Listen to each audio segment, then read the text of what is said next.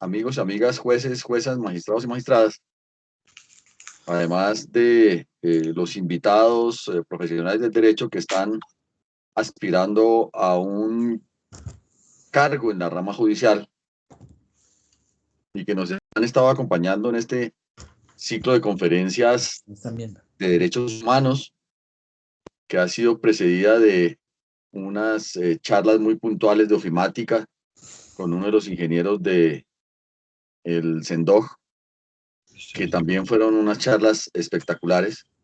El día de hoy continuamos con nuestra cuarta charla sobre derechos humanos a cargo de nuestro compañero corporado y juez octavo de ejecución de penas y medidas de seguridad, el doctor Armando Padilla Romero. Deseo presentarle a él un afectuoso saludo y decirle que estamos muy felices que nos pueda compartir su conocimiento para que todos tengamos la posibilidad de refrescar la memoria en estos aspectos de los derechos humanos en el punto específico que usted nos va a referir, que es el Sistema Interamericano de Derechos Humanos. El doctor Armando Padilla Romero es abogado especialista en Derecho Penal y Criminología, en Derecho Constitucional e igualmente en Derechos Humanos, junto con Casación Penal, magíster en Derecho Penal y Criminología. Se ha desempeñado como docente en diferentes universidades del país. Además es formador de la Escuela Judicial en estos temas y ha sido funcionario judicial no solamente de la rama, sino igualmente de la Fiscalía General de la Nación.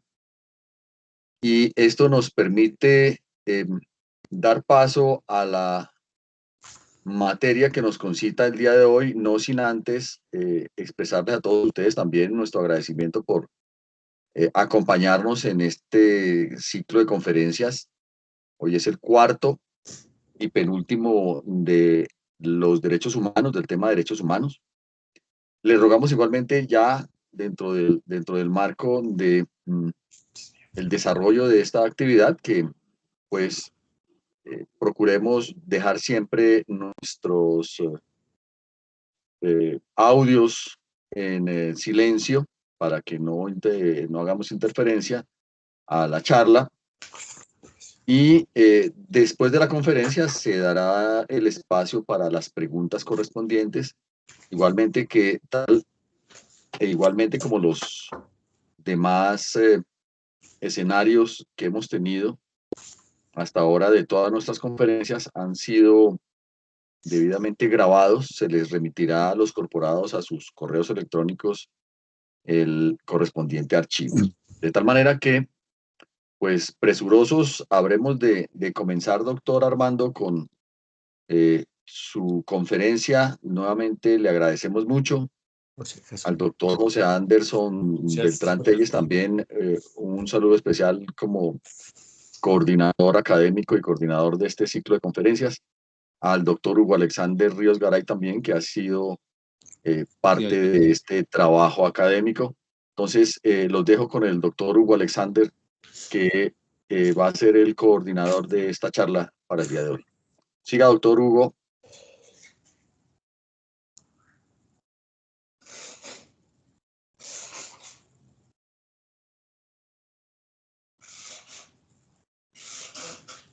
Bueno, tenemos alguna dificultad de comunicación, entonces, mientras el doctor Hugo nos acompaña, vamos a darle la palabra al doctor Armando Padilla para que nos ilustre con sus conocimientos sobre el tema. A doctor Hugo Alexander, entonces le cedo la palabra para que usted a la vez haga la presentación correspondiente y le demos paso al doctor Armando Padilla. Muchas gracias y estamos en contacto. Aquí quedaremos pendientes. Muchas gracias, doctor Hermes Darío. Muy buenas tardes a usted, señor presidente, al doctor Armando Padilla y, por supuesto, a todos los asistentes a este interesante seminario que viene desarrollando la corporación. A todas y a todos los que participan, pues muchas gracias por el interés que han despertado en estos eventos que viene organizando la corporación. hoy pues nos convoca este tema tan importante a cargo de nuestro compañero, el doctor Armando Padilla Romero, el Sistema Interamericano de Derechos Humanos. Me parece que en el ejercicio profesional es indispensable el conocimiento de toda la estructura de protección a nivel internacional de los derechos humanos. Entonces, pues no solamente en aras de obtener unos muy buenos resultados en la prueba que nos va a calificar para jueces y para magistrados, sino, por supuesto, en el ejercicio profesional. Entonces, los dejo en compañía de nuestro ilustre compañero, el doctor Armando Padilla, y estaremos muy pendientes de la participación de todos ustedes en las inquietudes que tengan frente al tema para írselas comunicando al doctor Padilla y que en el transcurso de la conferencia pues nos vaya resolviendo estas inquietudes. Entonces, nuevamente a todos, pues bienvenidos y adelante, doctor Armando, muy complacido de tenerlo esta tarde aquí. Buenas tardes, señor coordinador, ilustre magistrado, doctor Ríos. Muchas gracias, doctor Hermes Darío Lara Acuña, presidente de la Corporación de Jueces y Magistrados de Colombia, al doctor Anderson, coordinador dentro de la corporación, es el coordinador académico. Que sea este escenario una práctica importante de cara al concurso que ya se avecina, que para algunos, para todos, pues lo vamos a tener que repetir. Yo también soy concursante.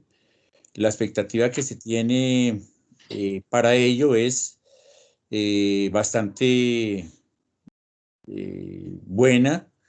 Pensamos que, pues, desafortunadamente se presentó la circunstancia que todos conocemos. Incluso yo fui uno de los perjudicados porque había tenido la oportunidad de pasar ese primer examen. De todas maneras, seguimos en la lucha todos. Lo que se busca con esta charla, ilustres compañeros, todos de la corporación, buenas tardes a todos. Vamos a compartir algunos conceptos, algunas circunstancias que considero que son importantes a tener en cuenta para lo que nos viene, que es el examen, y con la expectativa grande de mi parte de que a todos nos vaya muy bien y que logremos nuestros objetivos. Esto se logra pues con el trabajo que venimos realizando, más con el esfuerzo que está haciendo la Corporación de Jueces y Magistrados para que de una u otra manera nos sirva de cara pues a esas pruebas que se avecinan, deseándoles de antemano pues que a todos nos vaya muy bien. Voy a decir cómo hacer el mecanismo de la exposición. Voy a presentar algunos conceptos. La presentación queda para la corporación, para los que estén interesados.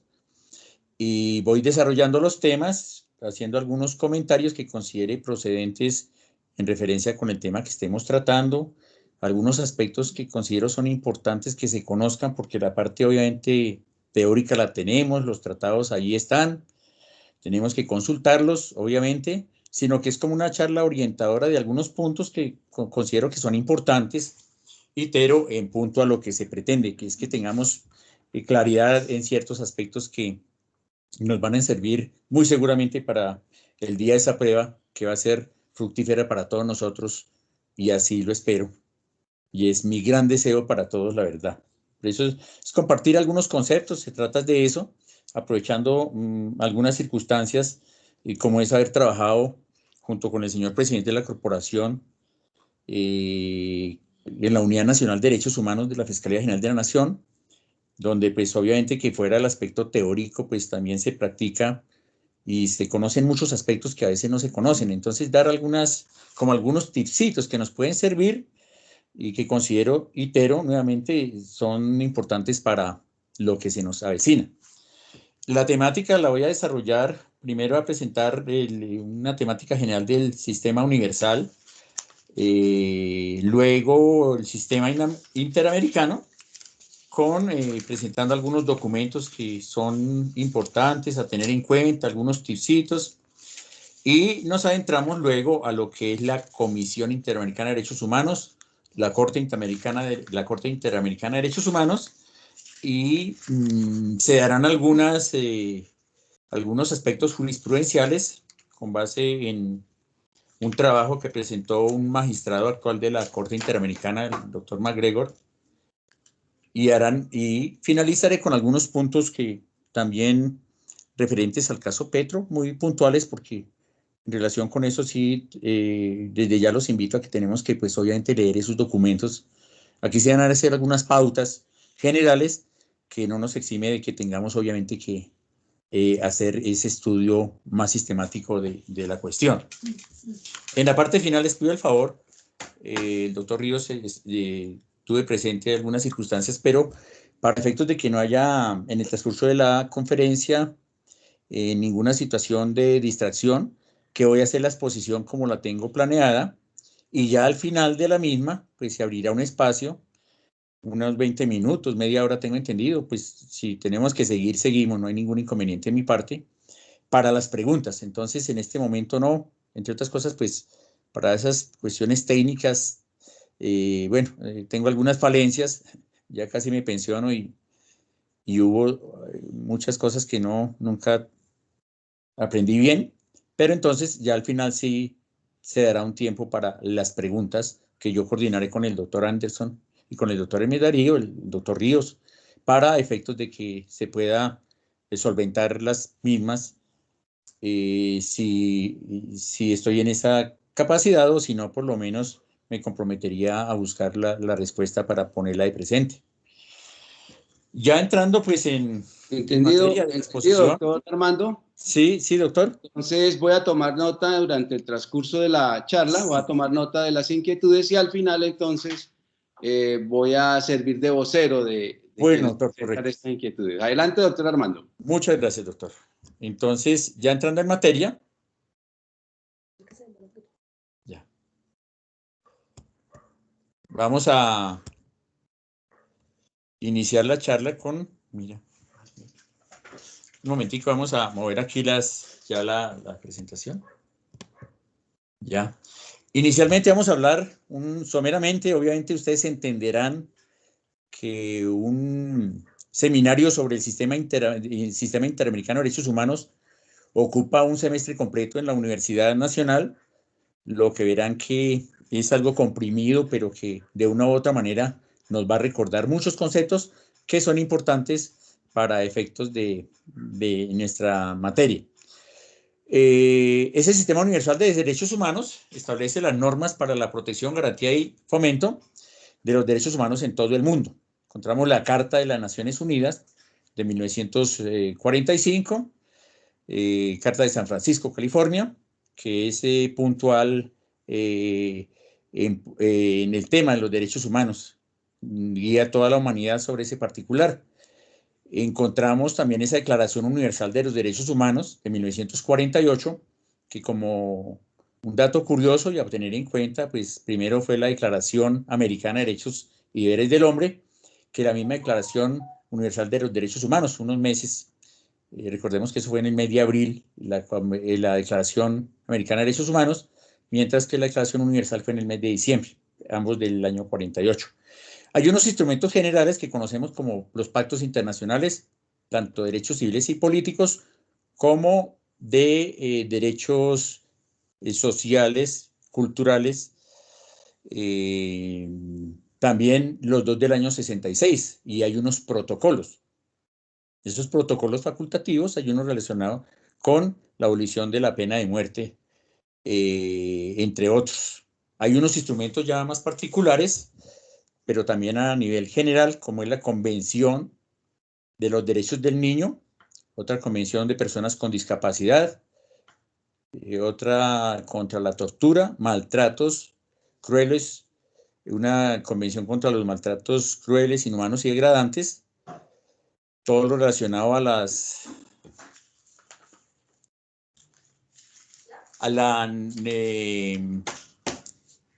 lo referente a todas las formas de discriminación todas las formas de discriminación contra la mujer, eso es lo que se conoce como CEDAW, que es lo que es el paralelo en nuestro sistema suramericano, interamericano, a la Convención de Belén de do Pará de 1994, que es muy importante. Se conoce con la sigla CEDAW, de pronto no se nos haga raro que en el examen nos salga alguna pregunta donde no coloquen que la convención relacionada con la discriminación contra la mujer, todas las formas de discriminación, etcétera, contra la mujer, con las siglas CEDAW. Ese es a nivel universal, y si sale algunas circunstancias así en el examen, como Belén do Pará, de 1994, tienen que ver con la misma a nivel suramericano como tal. Protocolos facultativos, que también tienen, obviamente, efectos vinculantes, porque tienen que ver directamente con los tratados internacionales. Más adelante vamos a mirar la importancia de esta situación. Ya en cuanto al Sistema Interamericano de Derechos Humanos, tenemos pues como punto de partida la Organización de los Estados Americanos, 1948, 30 de abril, la 9ª Conferencia Internacional Americana. También encontramos como parte de ese corpus juris del Sistema Interamericano la Declaración Americana de los Derechos y Deberes del Hombre, adoptado el 2 de mayo del 48. Y obviamente otro que forma parte de ese corpus juris interamericano es la Convención Americana de Derechos Humanos. Dentro del sistema hay dos órganos, dentro del Sistema Interamericano de Derechos Humanos, como es la Comisión Interamericana de Derechos Humanos, que salió de la 5ª reunión de consulta de los ministros de Relaciones Exteriores en Santiago de Chile. En 1959, y la Corte Interamericana de Derechos Humanos, que se instaló legalmente el 3 de septiembre de 1979. De antemano, pues no sobra decir desde este momento que la Comisión Interamericana no tiene carácter judicial, como sí la tiene la Corte Interamericana de Derechos Humanos por la función que desarrolla, como veremos más adelante. Hay otros documentos básicos, ya la Declaración Americana de Derechos y Deberes del Hombre, ya señalada, la Convención sobre los Derechos Humanos, Pacto de San José, conocida como Pacto de San José, Costa Rica, del 69, y protocolos adicionales, una la Convención Americana en materia de derechos económicos, sociales y culturales, y un protocolo. Ese protocolo adicional se conoce como Protocolo de San Salvador, y protocolo a la Convención Americana de Derechos Humanos en cuanto a la abolición de la pena de muerte. Esto que estamos nombrando tiene que ver todo, itero, con el corpus juris interamericano, que es lo que tiene en cuenta, obviamente, la Convención Americana y todo su desarrollo para efectos de cómo se va a desarrollar desde el punto de vista jurídico. Son los instrumentos que nos sirven de soporte a todo el sistema. Hay otros documentos, convenciones y declaraciones. La Declaración Americana, ahí se hace una lista de las mismas, ahí la tienen en la presentación. De pronto a resaltar de esas que se están mostrando en este momento en la presentación, lo referente a la Convención Interamericana de Protección de los Derechos de las Personas Mayores y la ya dicha de Belén do Pará, esa Convención Interamericana para prevenir, sancionar y erradicar la violencia contra las mujeres. Esta es muy importante, obviamente, junto con todas las demás, porque forman parte del sistema interamericano que nos rige en este momento el corpus juris de nuestro continente. Y hay unas declaraciones, no solamente hay esos documentos principales, sino que también hay unas declaraciones, hay unos principios,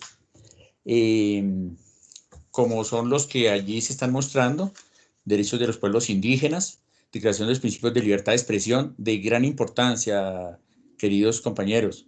Declaración de Principios sobre Libertad de Expresión tiene relevancia directa por lo que tiene que ver con la controversia de ideas que puede haber en un Estado, incluso en los organismos que manejan ese tema en nuestro medio, en nuestro continente.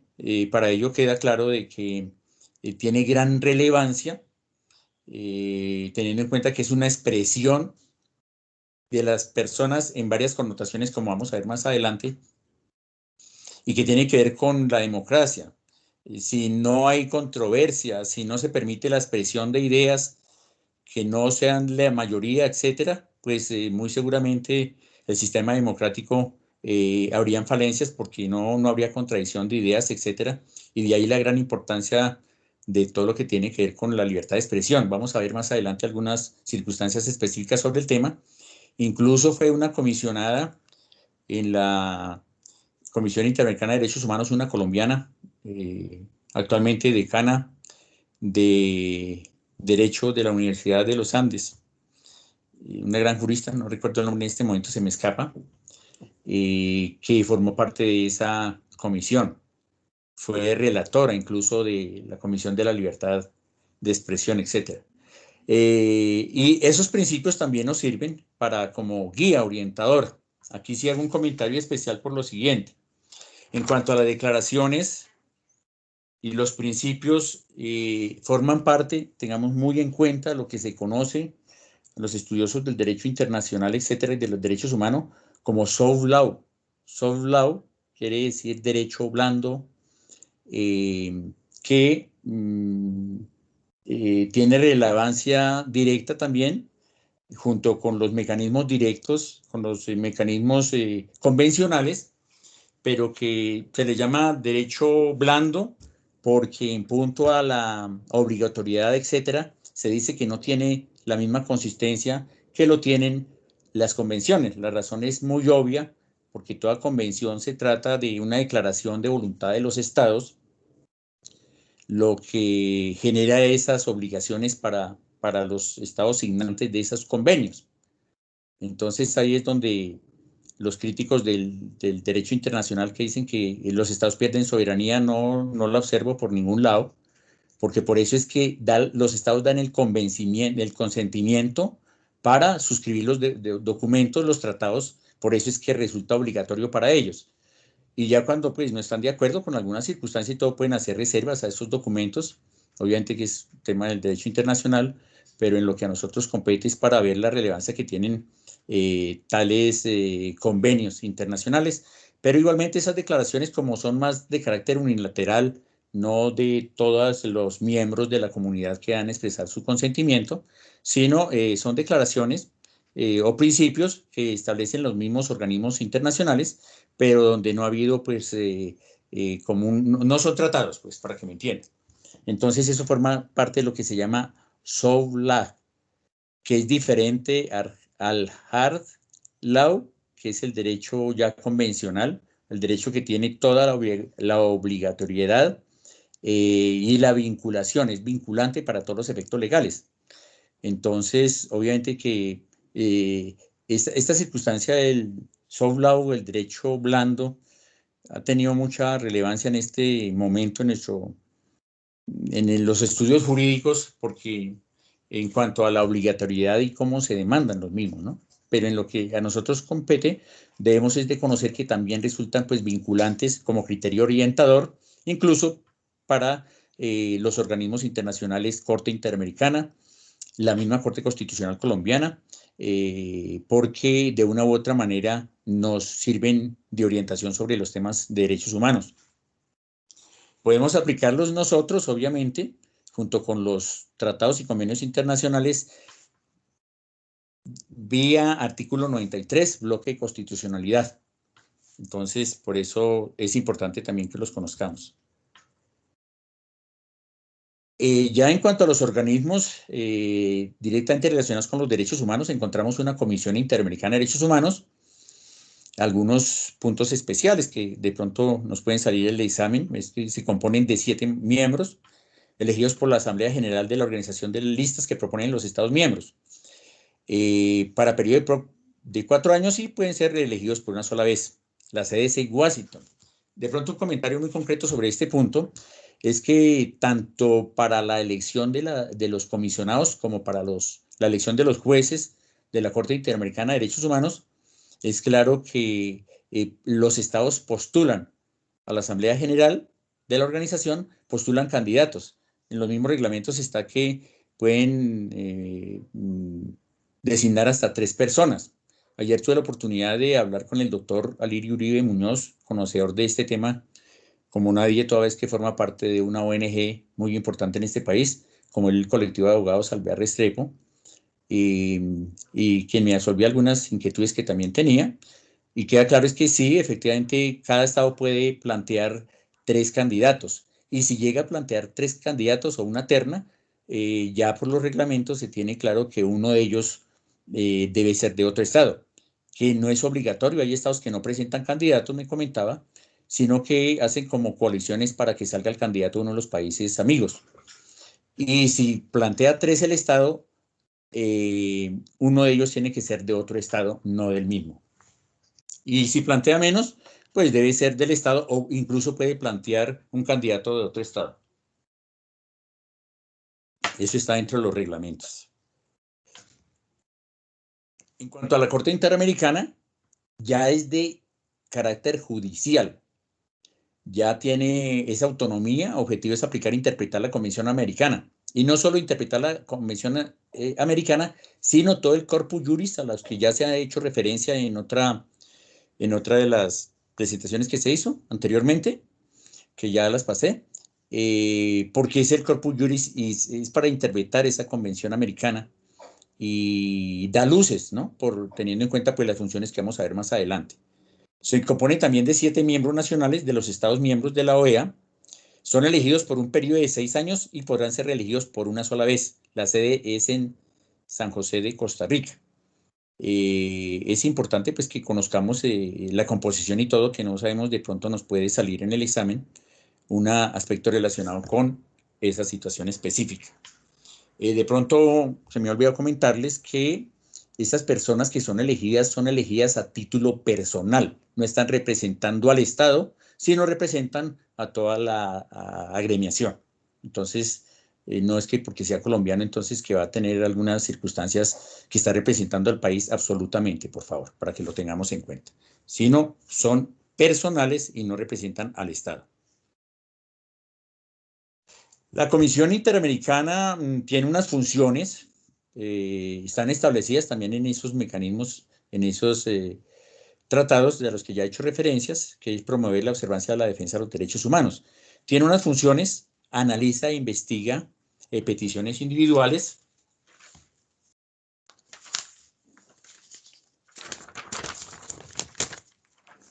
observa la situación general de los derechos humanos en los Estados miembros, realiza informes especiales, informes generales. Aquí de pronto un comentario para que lo tengan en cuenta. Esos informes especiales es cuando se trata de informes de países y los informes generales es cuando se trata de algún tema específico relacionado con un derecho en particular.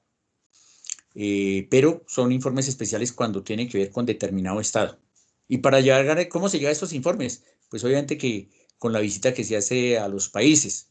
Eso es lo que llaman visitas in loco. Yo tuve la oportunidad cuando estuve junto con nuestro ilustre presidente, el doctor Hermes Darío, en la Unidad Nacional de Derechos Humanos, que hubo una comisión de la Comisión Interamericana de Derechos Humanos, pues precisamente en cumplimiento de una visita in loco. No solo hablaron con nosotros, en la unidad nuestra habían casi los casos más delicados referentes a ese tema, de allá la importancia que tenía la unidad en ese momento, sino que venían a hablar con las personas privadas de la libertad, etcétera, tenían toda una agenda. Estaba el doctor Grossman, era el presidente de la Comisión Interamericana en ese momento. Entonces, hacen estudios y presentan informes, itero, para el particular. ¿Qué buscan esos informes? Pues dan como recomendaciones. Esto, como no tiene carácter judicial, aquí lo que hace es que tratan de evitar que eso pase a la Corte Interamericana de Derechos Humanos, sino que ahí se solucione cualquier situación de violación a derechos humanos por una queja que haya presentado algún peticionario. En relación con esas peticiones que de pronto en este momento, para que tengan en cuenta esas peticiones, puedes hacerla una persona, pueden hacerla un grupo de personas o puede hacerla una ONG, pero ellos atienden esas peticiones individuales. Las visitas in loco, que son muy importantes pues para el logro de la finalidad que se pretende, que es tener como ya un informe del país como tal, por eso dialogan con todas las partes y así pueden posteriormente hacer recomendaciones cuando ha habido una queja especial a los estados para que tomen las medidas correspondientes y se restituyan los derechos a las personas. Si no hay solución acá, porque entre otras de las facultades que tiene ese que se busca, allí puede haber una solución amistosa.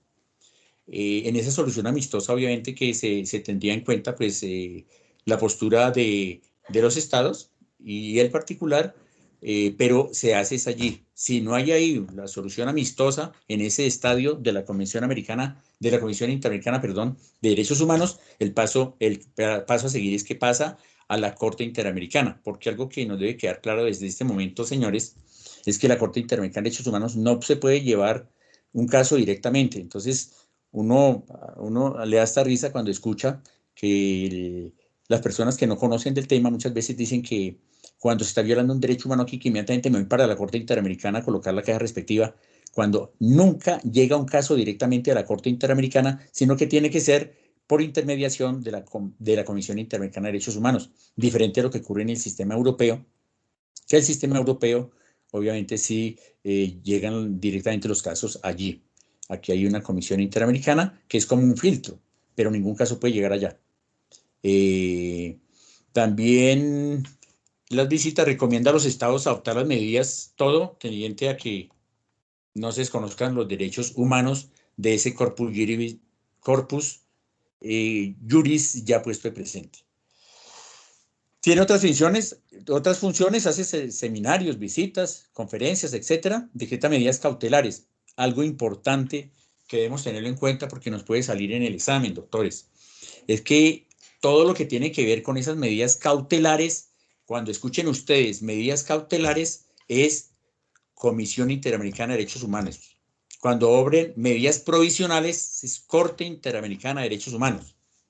Entonces, obviamente que para quitar esas medidas, eso tiene un procedimiento especial, aquí no me detendré en ello, ni porque se trata de ser lo más puntual pero que tengamos esos conceptos claros. Eso es cuando existe un estado de gravedad, que se toman esas medidas para evitar que se sigan de pronto desconociendo derechos de algunas personas cuando están en eminente y grave peligro. Entonces, muchas veces hay comunicación al Estado para que se refiera, que manifieste qué tiene que decir sobre esas medidas que se le ha pedido por parte de un particular. Y muchas veces cuando hay mucha gravedad de la circunstancia, no se le corre traslado al Estado, sino que de una vez la Comisión Interamericana resuelve conceder o no esas medidas. Esas medidas son de carácter provisional, obviamente también. Se pueden cambiar, se pueden sustituir, se pueden terminar. Cuando eso ocurre, generalmente es cuando el Estado considera que no hay ya eso que dio origen, entonces presenta algunas situaciones a la comisión para que las levante y le corren traslado al grupo de personas o la persona que la pidió para que dé un concepto, ¿no? Y presenta los casos ante la Corte Interamericana de Derechos Humanos. Reitero, no se puede llegar ningún caso directamente a la Corte, sino que tiene que ser por los pasos que ya se pusieron de presentes. Cuando no hay solución amistosa, pasa a la Comisión Interamericana de Derechos Humanos, pasa el caso a la Corte Interamericana de Derechos Humanos para que ya se prosiga con el trámite netamente judicial. Si ya yo le preguntaba al doctor Alirio ayer, ¿qué pasa si quieren arreglar las partes, un proceso, un pleito en relación con los derechos humanos, pero ya ha pasado de la Comisión a la Corte Interamericana? Y él me decía que ahí ya no se podía, ya no hay solución amistosa porque ya es como contenciosa la cosa, ya es judicial, y en consecuencia que el paso a seguir ahí sería que el Estado aceptara responsabilidad. Algo que también debe quedarles claro desde este momento y para que lo tengamos en cuenta, es que el sistema interamericano, léase Comisión Interamericana o Corte Interamericana, solo establece responsabilidades de estados, no de particulares. Por eso que ya se estableció la Corte Penal Internacional, Estatuto de Roma, 1998, que empezó a regir en el 2002, porque allá en esa Corte Penal Internacional o Estatuto de Roma, sí, son responsabilidades individuales y personales, pero en lo que es en el sistema Comisión y Corte Interamericana, entiéndase, es responsabilidad del Estado. Esa responsabilidad se puede dar aunque no haya responsabilidades individuales de personas en ese mismo Estado, pero tiene que ver con todo lo que suscribió el Estado en los tratados y lo que ya vimos, incumplimiento en esa misión de garantizar y proteger los derechos humanos a los que se comprometió cuando suscribió esos documentos. Solicita opiniones consultivas a la Corte Interamericana. Aquí un comentario muy concreto, que es que pueden solicitar opiniones consultivas a la Corte Interamericana, que es una de las funciones, como vamos a ver más adelante, propia de la Corte Interamericana, la Comisión y cualquier Estado miembro de la OEA. Son los únicos que pueden pedir parte, no puede cualquier particular solicitar, una opinión consultiva de la Corte Interamericana de Derechos Humanos, sino tiene que ser alguno de esos dos organismos, ITERO, Comisión Interamericana, o un país miembro. Se ha intentado, bueno, sobre eso de las opiniones consultivas, sí, recientemente tuve la oportunidad de escuchar una conferencia donde estuvo un compatriota nuestro y varias personas expertas en el tema de las opiniones consultivas, y tiene una dificultad doctrinaria muy fuerte, empezando que no ha sido muy clara la Corte Interamericana en su jurisprudencia en cuanto a efectivamente cuál es el valor que debe tener. Hay algunas discrepancias, incluso ha habido discusiones sobre hasta qué punto ya ha habido un exceso por parte de la Corte Interamericana en esas opiniones consultivas cuando se va más allá de lo que las preguntas que le han hecho al Estado. Esas preguntas pueden ser, creo que ya lo había mencionado, por aplicación de los tratados, donde se le pregunta al Estado cómo debe entenderse un derecho, etcétera, cómo lo interpretaría la Corte Interamericana, que le va a servir de guía a ese Estado, o cuando tiene dudas sobre si alguna norma interna está en contravía de la Convención o alguno de los tratados y corpus juris del sistema interamericano, como para que le dé luces en la aplicación interna ya.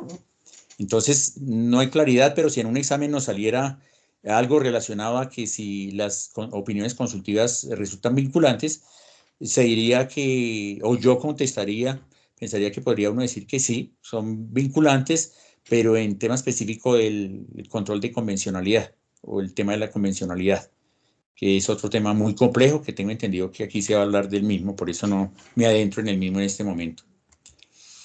Peticiones individuales, ya está el trámite, cualquier persona, ya había hablado de eso, estudian de acuerdo al orden de entrada. También hay unas excepciones porque dependiendo del caso, si es y ha ocurrido, señores, si es un caso por peligro para una persona en punto a sus derechos fundamentales, puede ocurrir que si no se le da esa prelación, a esa excepción a que va en estricto orden, cuando ya se vaya a pronunciar la Comisión Interamericana en esas peticiones individuales, pues ya se ha consumado el daño, ha ocurrido en casos que pueden vincular a Estados Unidos con algunas quejas contra el mismo, donde ya cuando sale la orden de una medida provisional, etcétera, porque esta es una especie de peticiones, pues ya se ha cumplido la ejecución.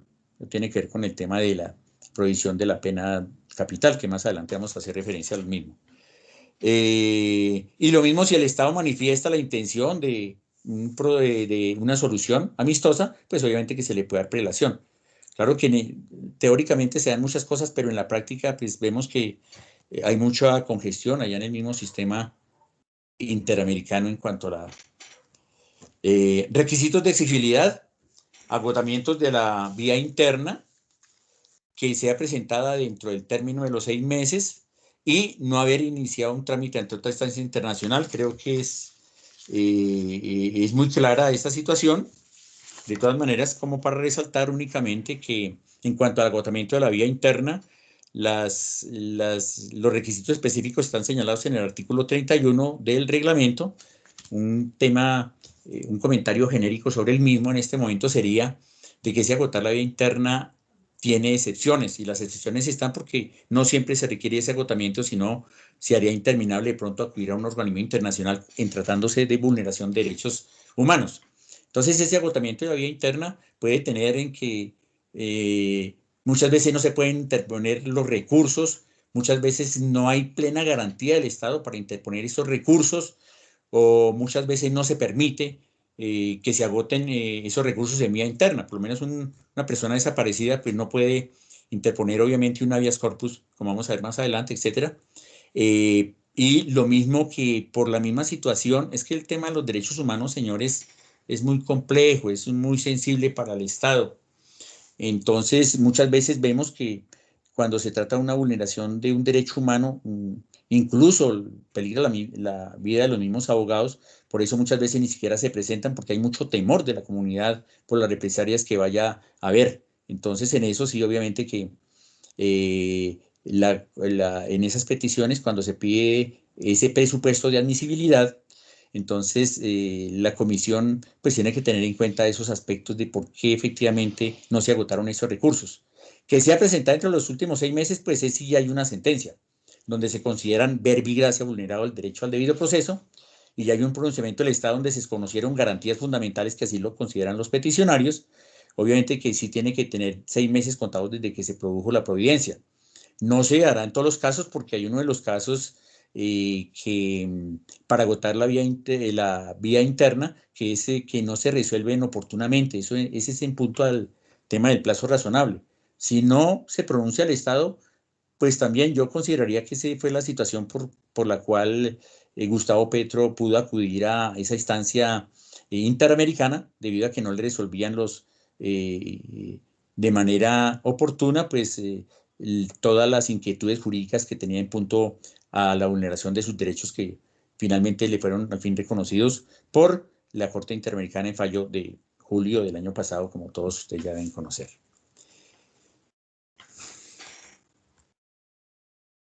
Corte Interamericana de Derechos Humanos, ya se dijo, tiene función, es contenciosa plenamente, ya creo que hice algunos comentarios sobre ese particular. Se determina si un Estado ha vulnerado los derechos humanos y ya declara la responsabilidad internacional mediante sentencias. Esos fallos, pues obviamente que resultan obligatorios para los Estados. De pronto un comentario específico. Diferente al sistema interno que rige el debido proceso de todos los Estados miembros a la comunidad internacional, no tiene ningún recurso, no tiene recurso la sentencia que expide la Corte Interamericana. Pero lo que sí se puede presentar es una aclaración o interpretación del fallo. Entonces se solicita por los estados. En esa situación está en el caso de Petro frente a que se dijo por la doctrina y por los académicos que era el fallo contradictorio, que incluso no había tenido en cuenta la misma precedentes judiciales, aunque la Corte Interamericana de manera clara lo señala ahí que tuvo como precedente el caso contra el señor López versus Venezuela, donde también tenía que ver con un tema muy sensible como es hasta qué punto puede ser sancionado con destitución e inhabilidad una persona por un organismo no judicial, que está en desconocimiento de un artículo vigente de la Convención Americana de Derechos Humanos. Y tiene una función consultiva, pero porque responde a las consultas que le formulen ya los estados o ya la Comisión Interamericana, como vimos anteriormente. Y la facultad de decretar medidas provisionales.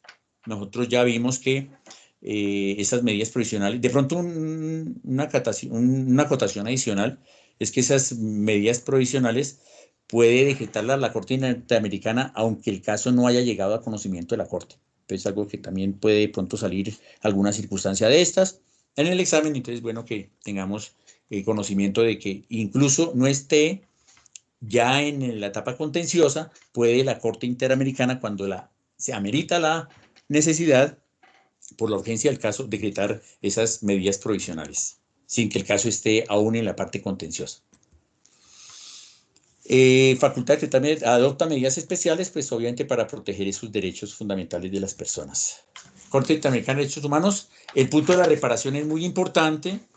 Yo sobre eso me limito, voy a hacer, porque no quiero dejar más adelante en el tintero unos aspectos relacionados con líneas jurisprudenciales que en relación con las medidas de reparación, obviamente que se ha dicho que es el tribunal que mejores medidas de reparación tiene de todos los estándares internacionales de las relacionadas con el Tribunal Europeo y con el Tribunal Africano de Derechos Humanos. En Asia no hay corte ni tribunal internacional, sino hay ONGs, aunque ya se está mirando la posibilidad de que ya también creen un sistema como el que hay en los otros continentes.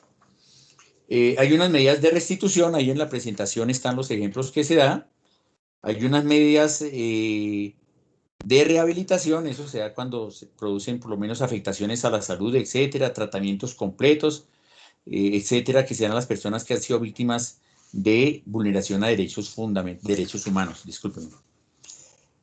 Y dentro de pronto un comentario muy concreto sobre esa medida de rehabilitación cuando se tratan de derechos humanos relacionados con la integridad personal, etcétera, contra la vida, por lesiones, por torturas, etcétera, etcétera, se le da, ya la Corte ha dicho que tienen la calidad de víctima y hay jurisprudencia sobre eso, no solamente a los propios ofendidos, me explico, de una violación de una tortura, sino a sus familiares próximos, cuando tiene que ver con la integridad personal o con la vida, etcétera. Es más, se le da no solamente al desaparecido, se liquidan perjuicios, sino de sus familiares próximos. No, obviamente que en eso tiene que haber mucho cuidado por parte de ese organismo, pues para que no pase lo que ocurrió con un caso de Colombia, eh, donde el Estado ha sido condenado por vulneración a derechos humanos, donde estuvo vinculado un alto militar, que me olvidó el caso en este momento, donde aparecieron personas que no tenían la calidad de víctimas. Yo tuve la oportunidad de hablar con el doctor, como les dije, el doctor Alirio Uribe, del colectivo Alvear, y él decía que frente a esa inquietud que le presenté, que qué pasaba ahí, donde habían aparecido personas que no eran víctimas de esa masacre, y él me decía que los nombres y se habían vinculado como víctimas personas que la misma fiscalía les dio los datos. Incluso me puso de presente que ellos habían sido investigados porque obviamente hubo revuelo, que era que el colectivo de abogados había eh, engañado a la corte, obviamente, eso se dice por parte del Estado, pero ya se terminó que no hubo ninguna responsabilidad de ellos, a mí que me comentaba que esas listas de víctimas de esa situación había sido Mapiripán, es el caso Mapiripán, había sido, se tomó de listados de la misma fiscalía. Entonces, para claridad, entonces, y retomando, entonces, toma unas medidas de restitución cuando se puede, obviamente que por la naturaleza del derecho, si hay un muerto, pues no se puede restituir al muerto, ni más faltaba, pero si hay unas, ahí están los ejemplos dentro de la presentación, que sí puede efectivamente en un momento determinado ya se decretan estas medidas de restitución. Voy a colocar un ejemplo solo, que se dicta un fallo en el Estado violando el debido proceso de las personas y entonces una medida de restitución si el caso llega a la Corte Interamericana y es ganado, de que se rehaga la actuación. Entonces se deja sin vigencia la sentencia que se ha dado. Eso es una medida de restitución. Lo mismo hay medidas de rehabilitación entero cuando se trata de vulneración contra la salud, tratamientos médicos, etcétera. Hay varios casos, ahí traigo a colación en la presentación una de ellas para que de pronto ustedes consulten, porque es que lo importante de esas presentaciones es que se consulten después, se verifiquen para sacarlas. Esto no fue de un día para otro, entonces creo que tiene un valor agregado porque nos va a resumir algunos aspectos que nos van a servir mucho de cara al examen. Y medidas de satisfacción o garantías de no repetición. Algo que antes de que se me quede en el tintero, la sola, ya se ha dicho que ya no, las reparaciones no solo son pecuniarias, ya sabemos que tenemos que no solamente es aspecto pecuniario, se ha dicho así y la Corte así lo ha entendido y ha sido muy efectivamente amplísima en ese aspecto, que dice que no solamente es aspectos patrimoniales, sino lo que sabemos nosotros, verdad, justicia y reparación y garantías de no repetición. Entonces, a ese punto, para que no se me olvide, la sentencia es una forma como de no restitución, sino de garantía de no repetición y medidas de satisfacción. El solo hecho de que se conozca la sentencia per se ya tiene una forma simbólica, obviamente, de reparación junto con otras medidas que la Corte también toma, pero que es demasiado garantista y muy amplia en el sistema interamericano. Que como de pronto voy a darles una clave que a mí me ha servido mucho para ese tema, es que leer las sentencias, podemos leer la sentencia de Mapiripán, donde la Corte dio varias órdenes en punto a restablecimiento de derecho a las víctimas, que nos pueden servir de guía, porque ahí dice qué clase de medida constituye cada una de esas medidas, o alguna sentencia de la Corte, porque ahí nos habla de esas tres medidas que se toman para efectos resarcitorios del perjuicio por vulneración a derechos humanos ya declarados por la Corte Interamericana en un caso determinado. Ya vimos lo de las medidas, hay varios ejemplos que se traen ahí a colación, medidas de rehabilitación también ya hablé de eso, medidas de satisfacción, garantías de no repetición, es para que no vuelvan a ocurrir las circunstancias. A veces se ordenan hacer cursos para los miembros de las fuerzas militares, etcétera, lo que corresponda para esos menesteres, y eso lo ordena la Corte Interamericana en sus fallos. La indemnización, ya algo que se conoce, es que la indemnización no tiene un carácter sancionatorio, sino restitutorio, reparativa y no punitiva jamás, ni sancionatorio. Hay unas sentencias importantes, aquí sí también, obviamente voy a hacer referencia a algunos ya modelos, algunas se llaman estándares internacionales que la misma jurisprudencia de la Corte ya ha señalado. Un punto que de pronto es importante, nos puede salir el examen en el referente, que la primera sentencia que se dio en la Corte Interamericana de Derechos Humanos fue el caso Velázquez Rodríguez versus Honduras en 1988. Obviamente que también se dio el de Godínez Cruz, varias personas en relación con Honduras, porque había una ola de vulneración de derechos humanos y llegaron muchos casos. Tuve la oportunidad de conocer esa situación desde el punto de vista teórico. Hay líneas jurisprudenciales. Aquí vamos a ser muy puntuales en qué caracteriza cada una de esas líneas, porque ahí sí les recomiendo, doctores, las 7 principales líneas jurisprudenciales de la Corte Interamericana, que es del doctor Eduardo Ferrer MacGregor. Reitero que ahí están los ejemplos y en dónde se tocó cada uno de esos temas, teniendo en cuenta la jurisprudencia, para ser más concretos en la explicación en este momento. La tortura. Todo lo que tiene que ver con la tortura, obviamente, que incluso esta primera sentencia tiene que ver con ese tema, que ahí están los requisitos: acto intencional que causa severos sufrimientos físicos o mentales, cualquiera sea el fin o propósito. Ahí dice, vea, la violencia sexual contra la mujer puede ser calificada como tortura, pero en determinados aspectos. Voy a hacer unas pautas muy concretas sobre ese tema. Y tratos, penas inhumanas o degradantes. La incomunicación. Eso tiene que ver también con un tema que se llama el corredor de la muerte. Ese paso que hay, ese lapso de tiempo que hay entre cuando la persona ya va a ser sometida a una pena capital, desde que ya sale la sentencia ordenando eso hasta cuando efectivamente se cumple la ejecución, porque definitivamente es un trato completamente inhumano y degradante. Bueno, hay mucho tema sobre eso, se ha regado mucha tinta y el tema de la tortura, pero vamos a ser muy concreticos para lo que nos compete en este momento. Ojalá tengamos oportunidad de tener otra charla posteriormente donde se puedan abordar cada uno de estos temas, que es fabuloso, es bastante importante, y tener pleno conocimiento de estas circunstancias. De pronto, 2 comentarios muy puntuales. Siempre que se hable de tortura, doctores, va implícito la existencia de un miembro del Estado, un funcionario público, o con su equiesencia. Por eso nunca se va a hablar, cuando les hablen del tema de tortura, nunca tiene que ver ningún particular, lo que nos puede servir de guía en un examen, porque si es un particular, ahí tendríamos los delitos de lesiones personales agravadas, etcétera, o tortura como tal, pero no en la connotación que se le da a nivel internacional, que tiene que ver es con la participación, ya reitero, de un agente del Estado o con su intervención o aquiescencia. Entonces, siempre tiene que ver con eso en tratándose de nuestro tema de derechos humanos. Hay ejecuciones extrajudiciales, también otra de esas líneas es lo relacionado, los famosos falsos positivos, que son eso, ejecuciones extrajudiciales.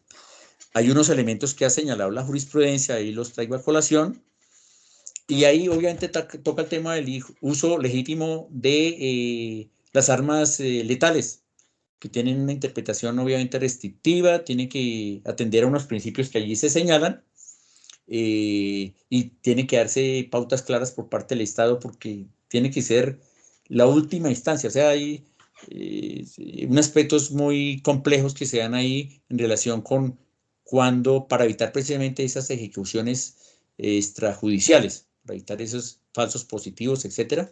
Entonces, hay unas reglas de Minnesota, las reglas de Minnesota, que son lo referente a esas reglas para hacer investigaciones relacionadas con esas ejecuciones extrajudiciales. Para lo de la tortura también hay otro mecanismo, en este momento se me escapa el nombre, son unas reglas, me disculpan, se me pasó el datico en este momento. Pero las de Minnesota sí son relacionadas con las ejecuciones extrajudiciales, les quedo viendo ese datico. Pero también hay ya un protocolo especial para lo de las torturas, tratos crueles, inhumanos o degradantes. En este momento se me escapa, me disculpa. Desaparición forzada de personas, obviamente, también tiene unos requisitos: privación ilegal, negativa de reconocer y intervención de miembros del Estado de su existencia. Pero también aquí guarda relevancia directa, pues, cómo actúa por parte del Estado. Por eso es que se le declara a veces, por esas desapariciones se le declara responsable al Estado. Cuando estuve en Derechos Humanos tuve un caso relacionado con una desaparición. Y sobre eso tenía incluso, tenía vigilancia especial también, obviamente, por esos organismos internacionales, porque ya se han quejado. No me acuerdo el nombre en este momento, se me escapa, discúlpenme. Otra línea jurisprudencial importante es la de jurisdicción militar, por favor, doctores.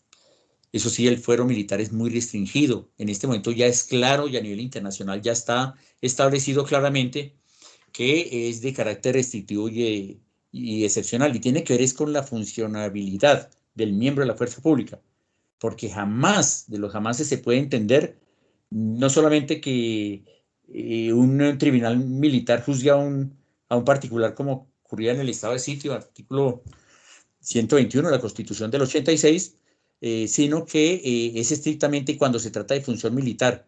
Bajo ninguna circunstancia una violación a derechos humanos puede ser catalogada como un cumplimiento del deber, bajo ninguna circunstancia. Cuando estaban derechos humanos se presentaban muchas colisiones de competencias, las que ya llamamos positivas, porque nosotros queríamos conocer el caso, pero la jurisdicción militar también quería conocerla. Pues obviamente por aquello de respaldo a sus militares, ya es cuestión de propio de esa jurisdicción. Incluso en una de ellas fue un juez militar, va a ser una infidencia ya hace muchos años, fue un juez militar a decirme que por favor que le aceptara la colisión, porque pues el coronel, etcétera, los mandos superiores a él estaban diciendo que eso tenía que irse para la justicia militar como fuera, y pues obviamente que yo gané el caso ante el Consejo Superior de la Judicatura, quienes definían en ese momento quién era el competente. Y además se encontraba con uno con casos aberrantes. Doctores, les comento que hubo uno donde hubo una matanza de 28 personas en Medellín, Antioquia. Había un capitán, que era el jefe de ese operativo, si mal no recuerdo, apellido Mazo, me disculpan, ya hace mucho tiempo también.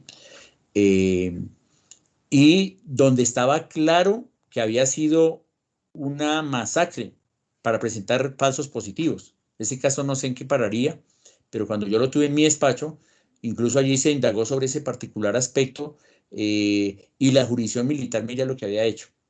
Habían separado los casos, uno por delitos uno con delitos contra la vida e integridad personal, y el otro un disciplinario.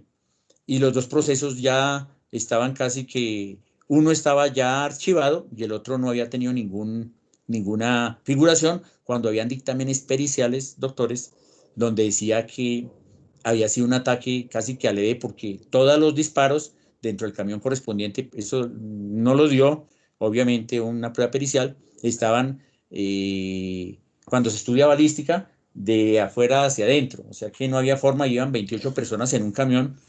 Pero nosotros siempre comentamos, o los que trabajamos en esos temas en ese momento, que el Señor es prodigioso. Se presentan cosas increíbles, como es que casi siempre en las masacres, por cuestión ya de la providencia, una o dos personas quedan vivas y son las que comentan, o si no, esos casos se quedarían completamente en la impunidad.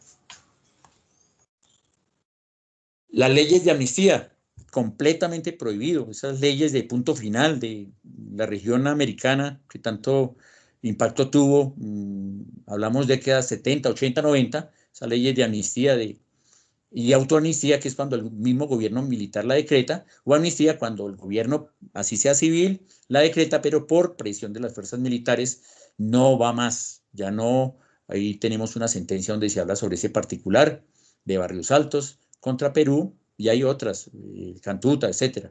Permite impunidad por graves de violaciones, porque es que impide y viola varios derechos de las víctimas, esa impunidad.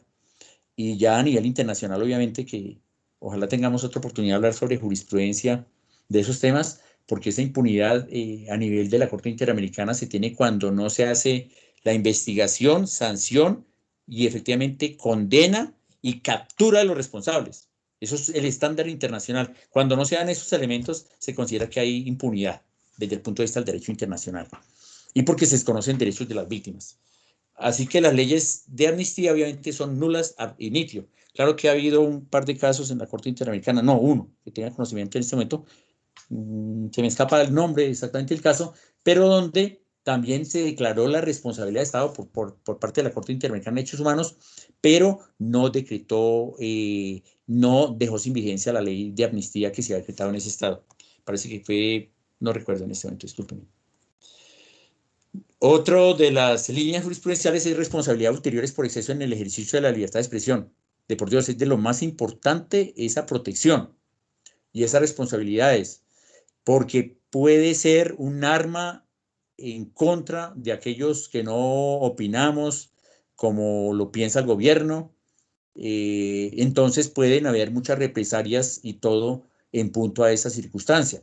Ese ejercicio de la libertad de expresión obviamente que tiene gran trascendencia a nivel internacional y obviamente a nivel de nuestros estados también, precisamente porque es un pilar fundamental de los estados de derecho constitucionales en punto a la democracia.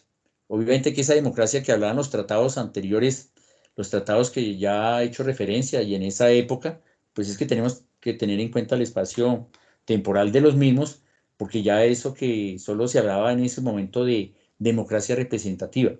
Ahora se está hablando más en temas de derecho constitucional de una democracia participativa. Ahora es más participación. De ahí viene el tema de las consultas a los grupos indígenas o aquella población que de pronto se va a ver afectada por algún desarrollo minero, etcétera, porque tiene mucho que ver pues con esa democracia participativa. Bueno, ese es tema de derecho constitucional, pero trae muchas, es muy importante. Me fui un poquito, discúlpenme. Responsabilidad ulterior, entonces ahí da que tiene una dimensión individual, colectiva. Individual es en que el que la persona quiera expresar, entonces tenga plena libertad para eso. Eso tiene que ver con la censura, etcétera, de la prensa. Y una colectiva es que las personas tengan la posibilidad de conocer lo que otra persona expresa, máxime cuando se tratan de temas de interés colectivo, correcto. Restricciones expresamente tienen que ser fijadas en la ley. Hay mucha, también se ha hablado mucho sobre eso. Pues tan importante será que la Comisión Interamericana de Derechos Humanos tiene un grupo especial y la comisionada relacionada con ese grupo especial de libertad de expresión, que fue Catalina Botero, ya me acordé el nombre de la decana de Derecho de los Andes, ella fue comisionada y es la única que trabaja todo el año. De pronto un datico, pues ahí sí puede que no sea relevante, pero que en este momento traigo a colación porque de ahí, precisamente por la importancia, incluso tuve la oportunidad de leer documentos donde se dice que es la única comisión que recibe apoyo incluso de comunidad internacional europea, Países Bajos, etc. Es importante en una sociedad democrática, itero, porque si se toman esos aspectos relacionados con la libertad de expresión, puede el gobierno de turno, sobre pretexto de coartar ese derecho a la expresión por parte de las personas, de pronto de no estar de acuerdo con la ideología que se lleva, etcétera, entonces puede haber represión, de allí que por eso hay estándares internacionales muy importantes en relación con la libertad de expresión, y eso también tiene que ver con cuando hay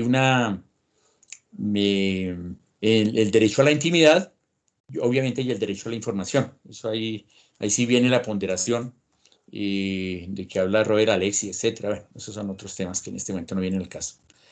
Y la pena de muerte, obviamente también súper importante esa línea jurisprudencial. El profesor McGregor lo trae en ese artículo que ahí les dejo la referencia para que lo tengan de presente, lo estudien por cuenta de ustedes, y donde también es una pena, un régimen restringido, pues obvio, donde existe, a ver, les comento algo muy concreto. ¿Cómo se da eso frente a esa situación de los convenios para evitar la pena de muerte? Los estados que no la han tenido ya se comprometen a que no la van a implantar. Y los que no lo tienen que tener en cuenta todas las circunstancias que se dan para que, debido al régimen restringido. Entonces, en ese caso que se juzgó por parte de la Corte Interamericana, se puso de presente que fueron muertos varias personas, pena de muerte, sin tener en cuenta los aspectos que se deben tener en cuenta, como es qué clase de hecho fue, sino que se tenían que hacer las personas como instrumentalizadas. Una sentencia muy bonita que ojalá tengan oportunidad de leerla, que ahí nos ilustra mucho sobre todas las falencias que hay en esa aplicación de la pena de muerte, entre otras cosas teniendo en cuenta aspectos como que no puede ser revisable una sentencia de esa índole. Entonces la tendencia internacional es a que, por lo menos en nuestro continente, es a que se restrinja al máximo una sanción de esa índole, precisamente por nada menos que el derecho a la vida de tan caro que es a nuestro Estado y a toda la comunidad internacional. Y derechos económicos y culturales, queridos compañeros y escuchas, creo que es de lo más importante que ha habido y yo estaría por pensar que lo que tiene que ver con aspectos de género y todo lo que tiene que ver con la Convención Americana que evita la violencia contra las mujeres, la Convención de Belém do Pará del 94, se llama así porque fue en ese estado brasilero donde se suscribió, y lo que tiene que ver con los temas económicos, sociales y culturales, por favor, de lo más importante, los conocidos como DESCA, derechos económicos, sociales, culturales y del medio ambiente, para darles ese conocimiento. Y tenemos el caso emblemático, un comentario muy somero, muy concreto para seguir adelante con la situación. Es el caso Lagos del Campo versus Perú, sentencia de 3 de agosto. Por primera vez se dio aplicación directa al artículo 26 de la Convención Americana de Derechos Humanos, que habla precisamente de los derechos, de esos derechos que anteriormente, señores, porque ese tema de derechos de primera, segunda, tercera, cuarta generación, derechos colectivos, etcétera, esto que nos habían hablado que primera generación, los derechos civiles y políticos, de segunda generación los económicos, sociales, culturales, tercera generación los colectivos, cuarto el medio ambiente, etcétera. Ya eso es del año 95 ya out.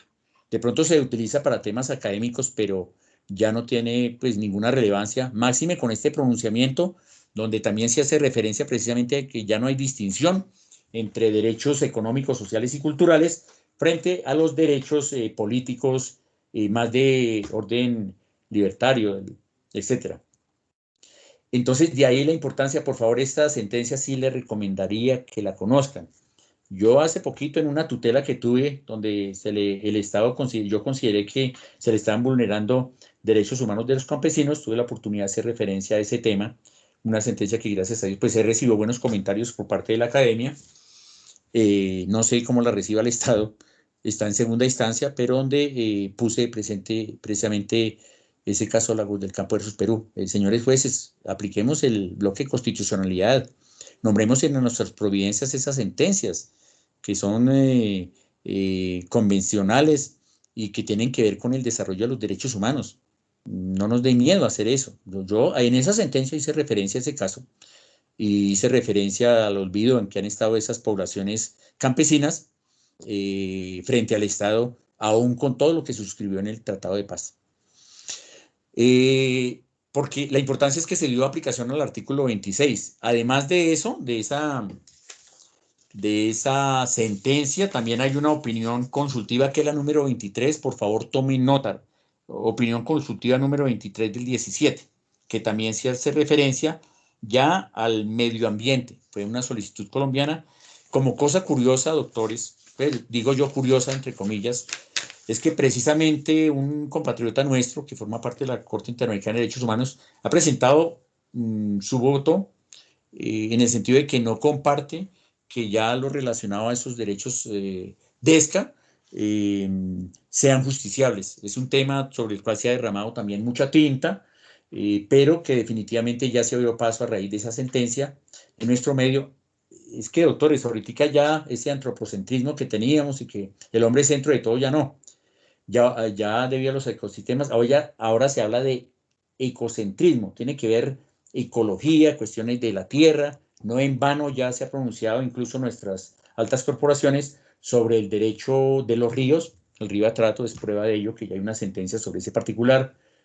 Armando Tolosa, si mal no recuerdo, de la Sala Civil, fue el que la produjo, donde se tienen en cuenta esos estándares internacionales, porque ahora sí tenemos de dónde, doctores, ahora sí tenemos de dónde cogernos pues para hacer esa clase de argumentaciones en una sentencia judicial. A ellos los invito y los que vayan también a ser funcionarios porque vamos a pasar ese examen, entonces para que lo tengamos en cuenta. Es de aplicación, eso no es que se quede solo en el papel, sino que nosotros nos expresemos, máxime ahora que ha adquirido tanta fortaleza, si se me permite el término, lo relacionado con el Poder Judicial, con los jueces, en el Estado constitucional del derecho. Bueno, ese es otro tema pues también que tiene que ver con constitucionalismo en este momento, pero no es. Por último, no sé, doctor Ríos, quería hacer unos comentarios muy precisos, y ya le doy paso, doctor, a las preguntas. Discúlpeme si me extendí el tema. Se quedaron muchas cosas en el tintero, pero creo que con la presentación, esa presentación que le mandé a la corporación, pueden consultarla porque ahí están puntos que de pronto se me pasaron en este momento. De pronto, en relación con el caso Petro, pues también es importante, creo que va a salir, pueden salir aspectos en el examen sobre ese caso de Petro, y entonces, pues debemos leerla. Ahora se nos facilita tanto que incluso la Corte Interamericana ya saca resúmenes de los casos y ya hay un resumen que no pasa de 2 hojas donde está casi que condensado todo lo que ocurrió en ese caso. Si no quieren leer las 72 hojas o no tenemos tiempo de leer las 72 hojas del fallo, pues podemos acudir a ello. Tenía otros aspectos relacionados con los amigos, los amigos de la Corte, etcétera, pero creo que con esto ya incluso me excedí de tiempo y voy a escuchar algunas inquietudes y que sí puedo responderlas con mucho gusto. Doctor Ríos, muchas gracias. He terminado. A usted muy amable, doctor Armando, por su muy didáctica exposición. Estamos recibiendo en este momento, estamos esperando las inquietudes, las preguntas de los participantes en esta conferencia, pero por ahora, Sí. ¿qué nos puede hablar del carácter vinculante de estos instrumentos y pues cuál ha sido, por así decirlo, la acogida que han tenido Sí. de las altas cortes, doctor Armando? Sí, doctor Ríos. Sí, efectivamente ya recordemos que el artículo 93 constitucional ya nos dio esa entrada a que no solamente forman parte de la Constitución y son derechos fundamentales aquellos que están en el capítulo 2 de la Constitución Política, sino que forman parte de aquellos tratados relacionados con derechos humanos, etcétera, que Colombia ya ha suscrito. Y que forman el bloque de constitucionalidad, lo que debemos tener en cuenta. Mire, es que esto ha avanzado mucho, doctores, porque ya no hablamos solo que el bloque de constitucionalidad ya no son solamente los tratados internacionales suscritos por Colombia sobre derechos humanos, sino que ya es los tratados, entiéndase, Constitución Política, más los tratados internacionales vía artículo 93, bloque de constitucionalidad, sino que se debe tener en cuenta ya las jurisprudencia de los organismos internacionales, léase en nuestro medio, pues obviamente que más lo tenemos a la mano, la Corte Interamericana de Derechos Humanos, y ahí es donde viene el tema de la convencionalidad y el control de convencionalidad. Mire cómo se ha desarrollado el tema, también que tiene que ver y es transversal al derecho constitucional, que ya no solamente se habla de control de constitucionalidad, sino control de convencionalidad, y se habla de un bloque de convencionalidad, o sea, ya es todo lo que tiene que ver con ese corpus juris internacional, y sí, efectivamente ha tenido mucha consistencia en nuestro medio, ya se aplica por las altas cortes y hemos tenido unos pronunciamientos recientes, como es la tutela que ya puse de presente sobre que se le reconoció derechos arriba trato. Por Dios, son cosas que hace ese derecho decimonónico no se entendería cómo se le va a reconocer derechos a la naturaleza. Y ahora vamos por esa vía. Y todo tiene que ver con esos pronunciamientos, incluso no solamente los tratados internacionales, sino los pronunciamientos de la Corte Interamericana y de tribunales internacionales que ya han dado apertura a esa nueva visión del derecho. Ya no solo que el hombre como, pues sin dejar obviamente de lado de que el hombre es fin en sí mismo, siguiendo los términos kantianos, sino que se debe tener en cuenta también la naturaleza como portadora de derechos y de gran importancia para el desarrollo de toda la comunidad del mundo. Ahora el tema climático, por favor, lo único que trancó ese tema que es muy importante y el tema de los ecosistemas, de la ecología, etcétera, por la pandemia, pero seguimos pensando que ha tenido mucha relevancia, obviamente, pues esos tratados internacionales vía bloque de constitucionalidad que sí se están aplicando, que sí siempre se ha dicho. Recuerdo que el profesor Diego López Medina incluso refiere que es que en uno de sus textos, el derecho de los jueces, que los jueces somos timoratos, jueces timoratos, recuerdo tanto el término, porque considera él que nosotros debíamos de aplicar más todos esos mecanismos internacionales y más en ese Estado constitucional de derecho que ya nos ha dado entrada, pues ya esa nueva visión, cosmovisión, más amplia obviamente que lo que antes entendíamos solo por derecho constitucional, que era solo nuestro derecho interno, sino que ya hay una amplitud para, en tratándose tema de derechos humanos, poder aplicar incluso cualquier tratado, así no sea del mismo sistema americano en mi sentir. Gracias, doctor. No sé si haya alguna otra inquietud de nuestros participantes. De no ser así, pues los estamos invitando muy cordialmente a la próxima conferencia dentro de este ciclo de capacitación en derechos humanos que se llevará a cabo el próximo lunes 5 de abril. Este día vamos a hacer la presentación de la conferencia Análisis de las condenas al Estado colombiano.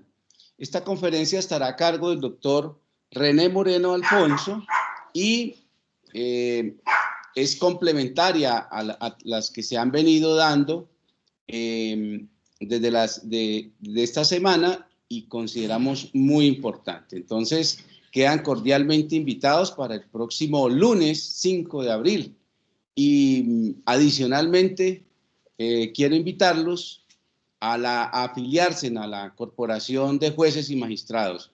La Corporación de Jueces y Magistrados es una organización creada y que funciona con el objetivo principal de defender la autonomía e independencia de los jueces y garantizar que el Estado respete también nuestros derechos. Entonces, esta es una invitación a todos los que han participado en este ciclo de conferencias y que seguirán participando, a afiliarse y a hacer más grande esta organización y a luchar por nuestros derechos. En la defensa de nuestros derechos está fincada y está fundada la autonomía e independencia judicial. Entonces, a todos, muchas gracias por su participación, al doctor Armando Padilla igualmente. Les deseo a nombre de la Corporación de Jueces y Magistrados una Semana Santa con todos los cuidados que las circunstancias exigen. Buenas noches para todos. Muchas gracias. Gracias, doctor. Muy amable.